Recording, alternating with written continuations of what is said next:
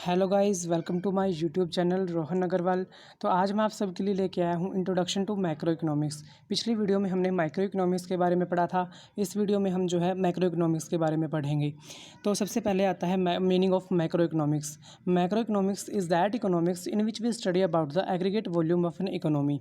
यानी कि जब हम जो है पूरी होल इकोनॉमी को स्टडी करते हैं तो वो हमारा आता है मैक्रो इकोनॉमिक्स के अंदर। जैसे टोटल कंजम्पशन है, टोटल एम्प्लॉयमेंट है, नेशनल इनकम कैसे जनरेट होती है, एग्रीगेट डिमांड एंड सप्लाई कितना है हमारी इकोनॉमी में। यानी कि जब हम एग्रीगेट फैक्टर्स को स्टडी करते हैं तो वो हमारा आता है मैक्रो इकोनॉमिक्स में। तो फिर आता है हमारा स्कोप ऑफ मैक्रो इकोनॉमिक्स। यानी कि जो मैक्रो इकोनॉमिक्स है उसमें हम जो है किस किस चीज़ की स्टडी करते हैं। तो मैक्रो इकोनॉमिक्स के अंदर हम सबसे पहले स्टडी करते हैं नेशनल इनकम। यानी कि जो हमारी पूरी इंडिया की इकोनॉमी की जो नेशनल इनकम है वो कैसे जनरेट होती है, किन किन सोर्सेज से जनरेट होती है, किन किन मेथड से हमें जो है हम नेशनल इनकम को निकालते हैं, किस किस मेथड से हम जो है नेशनल इनकम को ऐड करते हैं। तो वो उन सब मेथड्स को जो है हम मैक्रो इकोनॉमिक्स के अंदर पढ़ते हैं। फिर आता है थ्योरी ऑफ एम्प्लॉयमेंट। यानी कि हम मैक्रो इकोनॉमिक्स में एम्प्लॉयमेंट की थ्योरी पढ़ते हैं कि हमारे देश में जो है कितनी एम्प्लॉयमेंट रहती है, कितना अनएम्प्लॉयमेंट है, कैसे फुल एम्प्लॉयमेंट की कंडीशन को जो है प्राप्त किया जा सकता है। फिर आता है हमारा थ्योरी ऑफ मनी। यानी कि फिर आता है हमारा थ्योरी ऑफ मनी।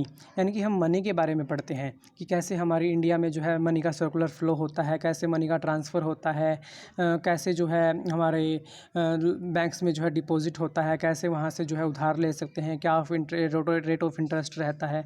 तो हम इन चीज़ों के बारे में जो है मैक्रो इकोनॉमिक्स में पूरा स्टडी करते हैं। फिर आता है हमारा थ्योरी ऑफ प्राइस लेवल। यानी कि हम मैक्रो इकोनॉमिक्स में देखते हैं कि क्या हमारे जो है देश में इन्फ्लेशन की कंडीशन है, क्या डिफ्लेशन की कंडीशन है। तो हम पूरे प्राइस लेवल के बारे में जो है मैक्रो इकोनॉमिक्स में स्टडी करते हैं। फिर आता है हमारा थ्योरी ऑफ इकोनॉमिक ग्रोथ। यानी कि मैक्रो इकोनॉमिक्स के अंदर हम जो है जो हमारी इंडियन इकोनॉमी है उसकी ग्रोथ के बारे में देखते हैं कि क्या हमारी इकोनॉमिक ग्रोथ हो रही है या नहीं हो रही है, क्या एफिशिएंटली वर्क कर रही है या नहीं कर रहे हैं, क्या जो इंडियन इकोनॉमी है वो ग्रो कर रही है या नहीं कर रही है। इन सब चीज़ों की स्टडी करते हैं मैक्रो इकोनॉमिक्स में। फिर आता है इंटरनेशनल ट्रेड। यानी कि मैक्रो इकोनॉमिक्स के अंदर हम जो है इंटरनेशनल ट्रेड के बारे में स्टडी करते हैं। क्या हमने इंपोर्ट किया, क्या हमने एक्सपोर्ट किया, क्या इंपोर्ट ड्यूटीज़ रहती हैं, क्या एक्सपोर्ट ड्यूटीज़ रहती हैं। तो हम इन सब चीज़ों के बारे में जो है मैक्रो इकोनॉमिक्स में स्टडी करते हैं। फिर आता है हमारा बिज़नेस फ्लक्चुएशंस। यानी कि मैक्रो इकोनॉमिक्स में हम जो है बिज़नेस फ्लक्चुएशंस के बारे में पढ़ते हैं। यानी कि क्या बिज़नेस में फ्लक्चुएशंस रहती हैं, क्या प्राइसेस अप आ रहे हैं, क्या प्राइसेस डाउन जा रहे हैं, क्या हमारी कंडीशन है, क्या हम ग्रो कर रहे हैं या हम डाउन जा रहे हैं। तो हम इन सब चीज़ों के बारे में जो है मैक्रो इकोनॉमिक्स में स्टडी करते हैं। तो ये थी स्कोप ऑफ मैक्रो इकोनॉमिक्स। यानी कि हम मैक्रो इकोनॉमिक्स में किस किस चीज़ की स्टडी करते हैं। अब हम पढ़ेंगे इंपॉर्टेंस ऑफ मैक्रो इकोनॉमिक्स। यानी कि जो मैक्रो इकोनॉमिक्स की हम स्टडी करते हैं उसकी क्या क्या इंपॉर्टेंस रहती है।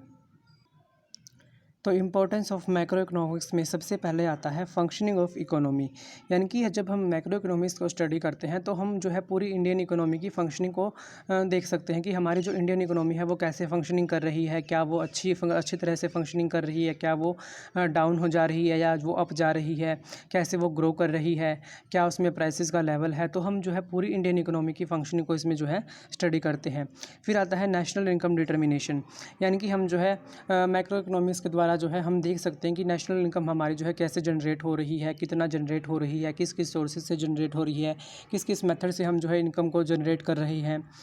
फिर आता है हमारा फॉर्मुलेशन ऑफ इकोनॉमिक पॉलिसीज़। यानी कि जब हम मैक्रो इकोनॉमिक्स को स्टडी करते हैं तो मैक्रो इकोनॉमिक्स को स्टडी करने से जो इकोनॉमिक पॉलिसीज़ होती है उनको स्टार्ट करना जो है बहुत ज़्यादा इजी हो जाता है। यानी कि जब हम कोई पॉलिसी बनाते हैं तो हम किसी भी पॉलिसी को ऐसे ही शुरू नहीं कर सकते। जब हम किसी चीज़ के बारे में स्टडी करते हैं, जब उसकी हमें कोई प्रॉब्लम्स हमारे सामने अराइज होती है तो उनको सॉल्व करने के लिए हम जो है इकोनॉमिक पॉलिसीज़ बनाते हैं। तो जब तक मैक्रो इकोनॉमिक्स को स्टडी नहीं किया जाएगा तब तक जो है इकोनॉमिक पॉलिसीज़ बनाने का कोई भी फ़ायदा नहीं होता। तो फॉर्मुलेशन ऑफ इकोनॉमिक पॉलिसीज़ होता है। फिर आता है हमारा कंट्रोल ओवर ट्रेड साइकिल्स। यानी कि जो ट्रेड साइकिल्स होते हैं, यानी कि जो बिजनेस में कभी मंदी का कंडीशन आती है, कभी तेज़ी की कंडीशन आती है। तो अगर हम मैक्रो इकोनॉमिक्स की स्टडी करते हैं तो इन मंदी और तेज़ी की कंडीशंस को जो है कंट्रोल किया जा सकता है। फिर आता है हेल्पफुल इन इकोनॉमिक प्लानिंग, यानी कि मैक्रो इकोनॉमिक्स की इंपॉर्टेंस क्या रहती है कि हम जो है इकोनॉमिक प्लानिंग कर सकते हैं। यानी कि अगर हम मैक्रो इकोनॉमिक्स को स्टडी करते हैं, मैक्रो इकोनॉमिक्स के हर एग्रीगेट फैक्टर को, हर पूरी होल इकोनॉमी को स्टडी करते हैं, तो इससे हमारा जो है इकोनॉमिक प्लानिंग करना हमारे लिए बहुत ज़्यादा ईजी हो जाता है। फिर आता है स्टडी ऑफ अनएम्प्लॉयमेंट, यानी कि हमारे देश में अनएम्प्लॉयमेंट क्यों है, हम जो है कैसे फुल एम्प्लॉयमेंट को प्राप्त कर सकते हैं, कैसे अनएम्प्लॉयमेंट को दूर किया जा सकता है, कैसे लोगों को रोज़गार दिया जा सकता है, किस रेट पर जो है लोग जो है काम करने के लिए तैयार होते हैं। तो इन सब चीज़ों का जो है मैक्रो इकोनॉमिक्स में स्टडी किया जाता है। तो मैक्रो इकोनॉमिक्स की ये थी इम्पोर्टेंस। तो अब हम बढ़ते हैं लिमिटेशंस ऑफ मैक्रो इकोनॉमिक्स की तरफ, यानी कि जो मैक्रो इकोनॉमिक्स होती है उसकी क्या लिमिटेशंस रहती है। तो सबसे पहले लिमिटेशन है मैक्रो इकोनॉमिक्स की, वो है डिपेंड ऑन माइक्रो इकोनॉमिक्स, यानी कि जो हमारी मैक्रो इकोनॉमिक्स है वो माइक्रो इकोनॉमिक्स के ऊपर डिपेंड करती है। यानी कि जब हम मैक्रो इकोनॉमिक्स को स्टडी करते हैं तो सबसे पहले हमें माइक्रो इकोनॉमिक्स के बारे में स्टडी करना पड़ता है।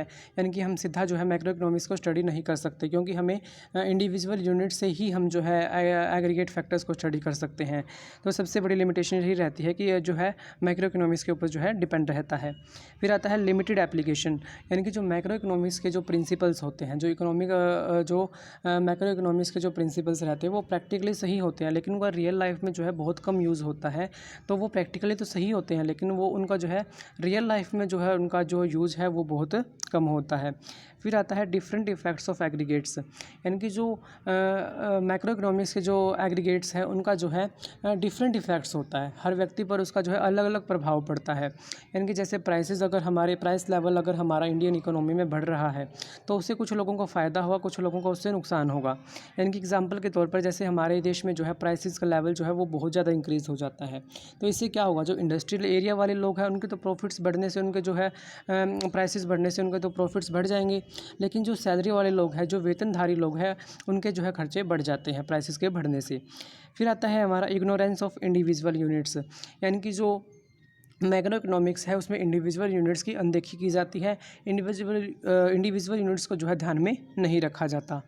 फिर आता है हमारा डिफरेंट यूनिट्स, यानी कि जो मैक्रो इकोनॉमिक्स में जो यूनिट्स होती है वो डिफरेंट होती है, तो यानी कि उनके जो डिफरेंट यूनिट्स का जो ऐड करना होता है तो वो हम नहीं कर सकते। यानी कि जैसे 7 एप्पल है, 6 ऑरेंजेस है, यानी कि एक ही कैटेगरी से है तो हम इनको जो है सम कर सकते हैं, यानी कि इनका ऐड हम कर सकते हैं कि कैसे जो है हम इनको ऐड कर सकते हैं कि कैसे जो है 7 + 6 जो है वो 13 हो जाता है।